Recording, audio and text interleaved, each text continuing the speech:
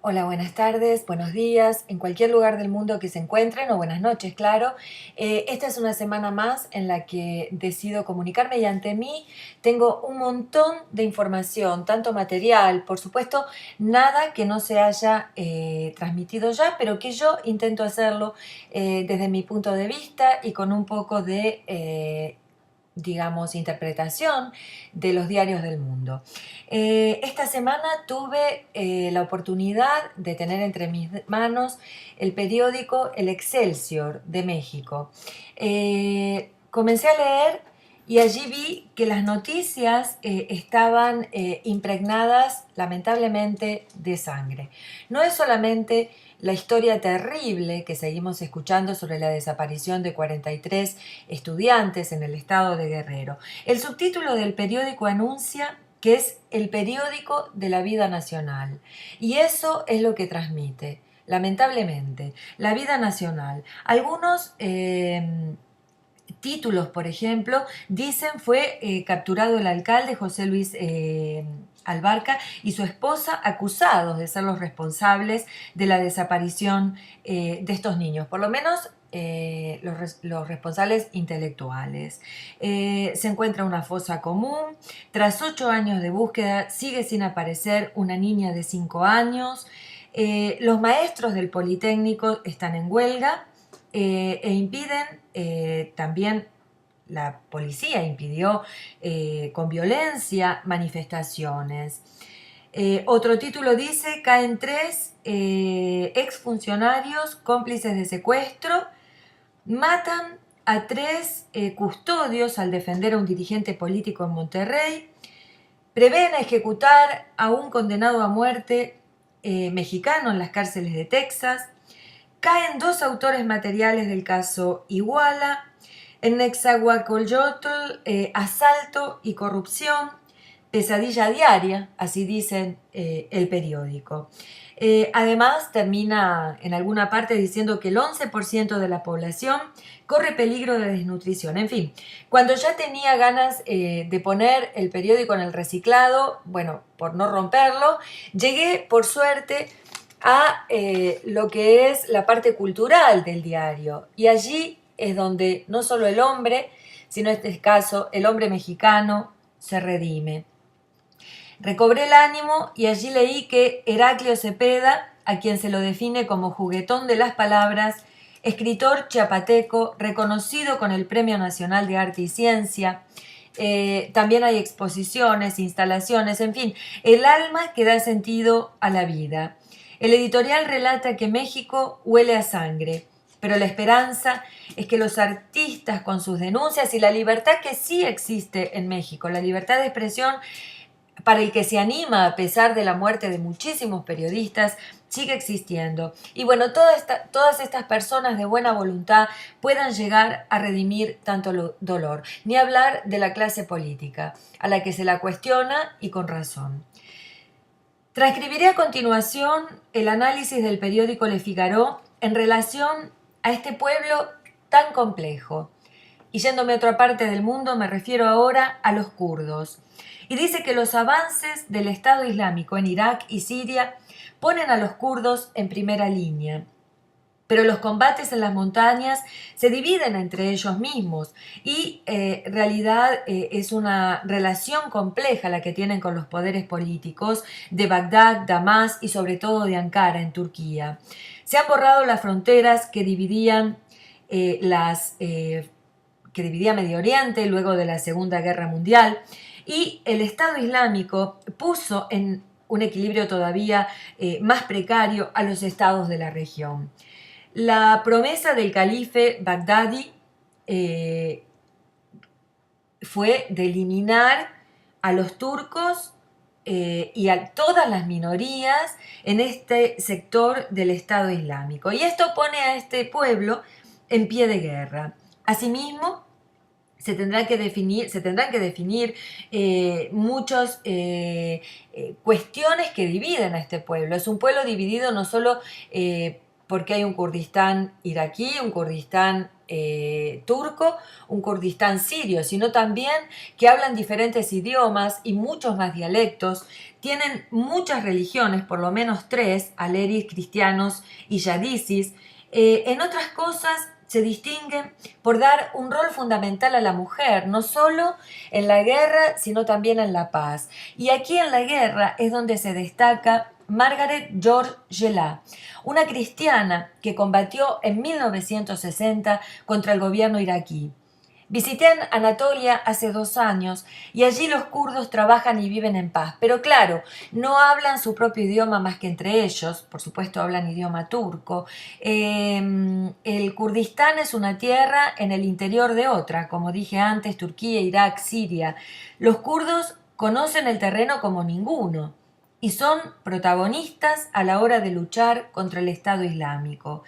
Pero claro, carecen de armas y municiones para vencer a los yihadistas y pueden y son un aliado fundamental de la coalición occidental en la lucha contra los terroristas islámicos. Pero claro, Occidente mantiene, según los politólogos, una relación hipócrita con los kurdos. Por un lado, siguen siendo una organización extremista y por el otro los utilizan para pelear contra el Estado Islámico de la región.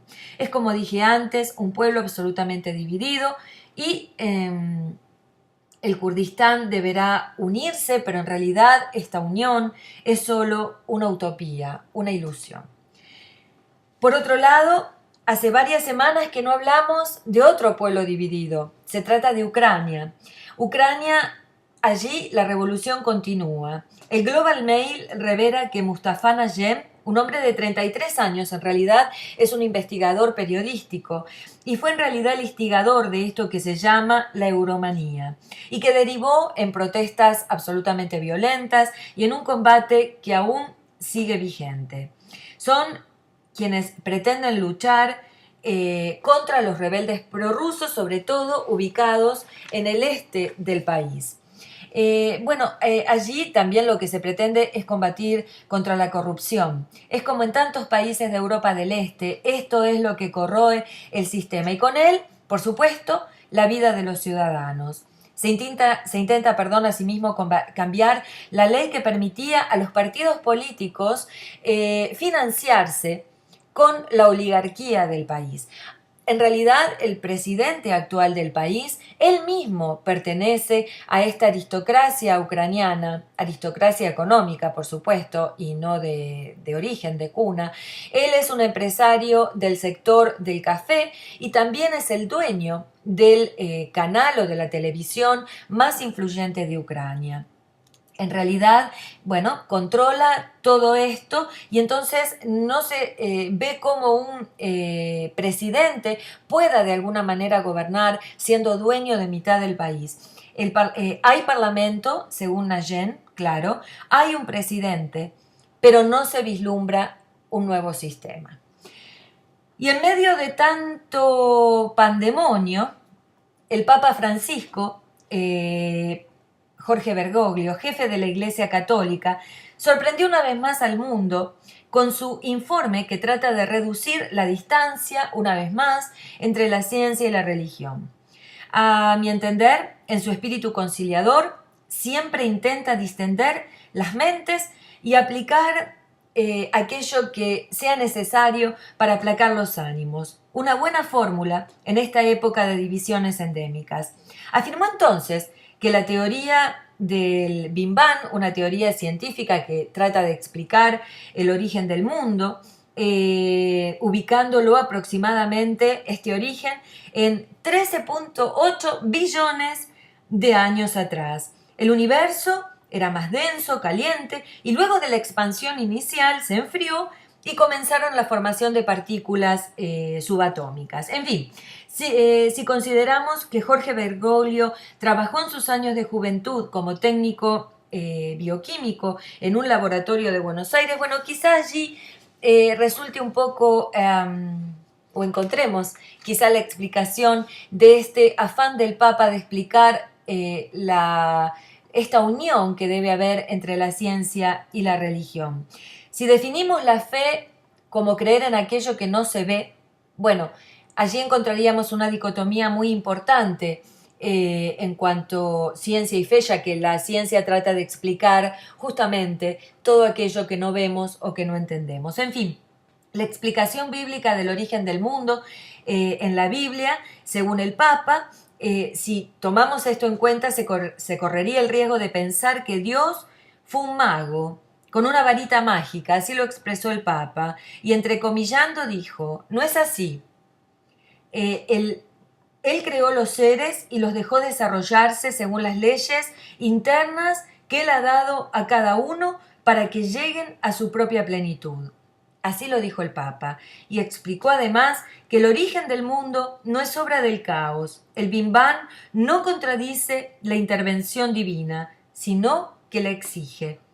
Bueno, en la Academia de Ciencias del Vaticano llamó a los científicos y sobre todo a los científicos cristianos a bregar por el futuro de la humanidad y de la Tierra, de preservar una y la otra. A veces pienso en mi ignorancia poco científica que a muchas preguntas pocas respuestas, pero a más respuestas lo que surgen son más preguntas. Bueno, quizá esta sea la maravilla evolutiva del ser humano. Y a pesar de los científicos en la evolución, hay quienes no pueden evolucionar. Y no hablo en este caso del Estado Islámico ni terrorista, sino de un grupo neonazi alemán. Sí, aunque no lo crean, siguen vivos y resulta que un grupo de extrema derecha en Alemania estalló en furioso altercado con motivo en realidad o excusa de un partido de fútbol. Fue en la maravillosa ciudad de Colonia, que no solo huele bien, sino que en donde se respira arte, cultura y buena cerveza en las calles. El lema del encuentro violento fue hooligan contra salafistas.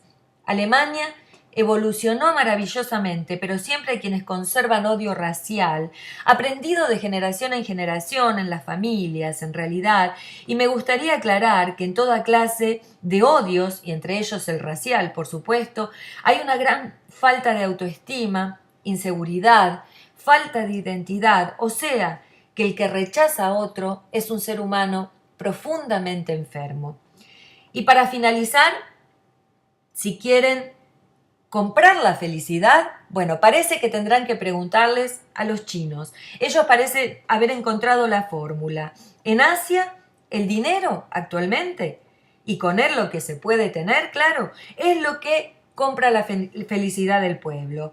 Los niveles de bienestar reportados en estas naciones en pleno crecimiento económico crece en la medida que crecen los ingresos personales y familiares. La encuesta revela que, por ejemplo, en Malasia, el nivel de satisfacción del 1 al 10, la gente se encuentra en el número 7. Por el contrario, en Bangladesh, un pueblo pobre, del 1 al 10, la gente se encuentra en el nivel número 3 de bienestar.